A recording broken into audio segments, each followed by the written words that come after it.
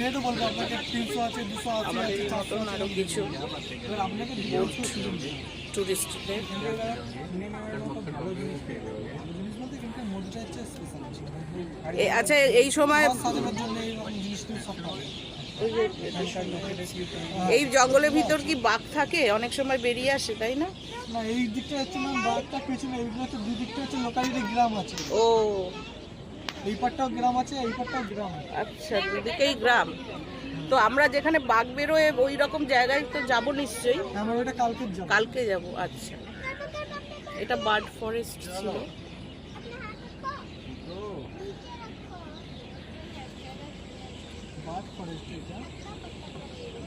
এখানে দুটো গ্রামের নাম আছে, এটা যেমন হচ্ছে জটিরামপুর আছে আর ওই পাটটা হচ্ছে সাতজেলি আছে।